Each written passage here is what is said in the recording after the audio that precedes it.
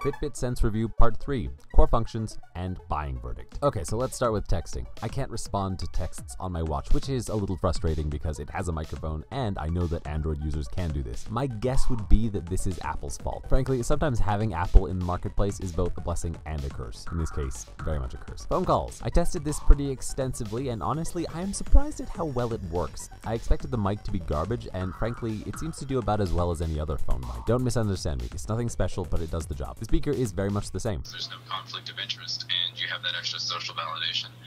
Now, at this point, you can try one of my favorite. On that note, I had no range problems with my watch, even at more than 30 feet. If you accept a call on your watch, however, you have to take it on the watch's speakerphone, even if you have headphones paired to the Fitbit. From that point on, it just behaves as if it were like a regular Bluetooth device.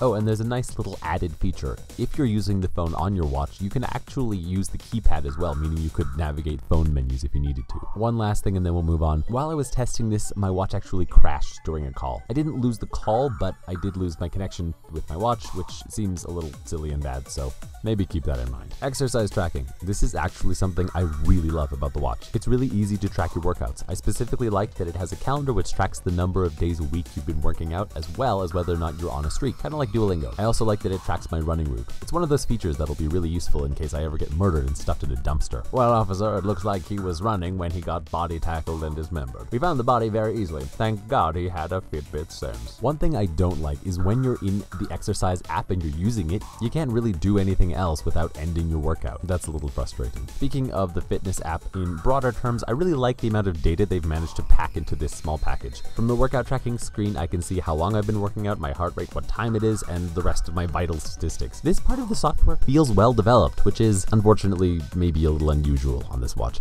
I like that there are also individual modes. You can do yoga or workout or weightlifting or whatever it is. Next we have smart tracking. This is a feature that Fitbit has developed which is meant to auto track your workouts. I'm sorry to say that this feature is kind of hit or miss. Today I went for a run and it did a great job of noticing and also tracking my run. That said, it failed to notice when I came home and did my chest workout. Did my Fitbit just shame me for not working out hard enough? Okay, next we have Find My Phone. This is very effective. The range seems to be quite strong and I've never had it not work. Jesus Christ.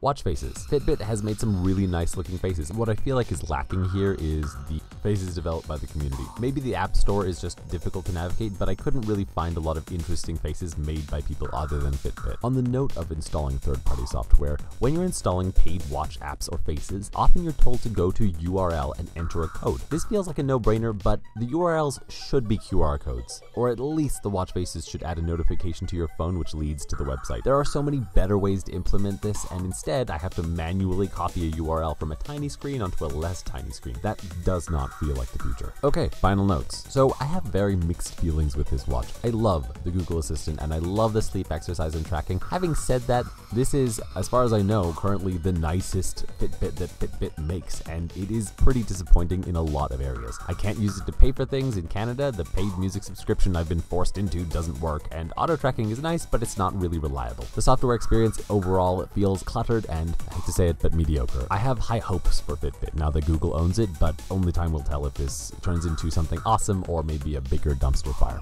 Well, that's pretty much it, folks. Thanks for watching. Get it?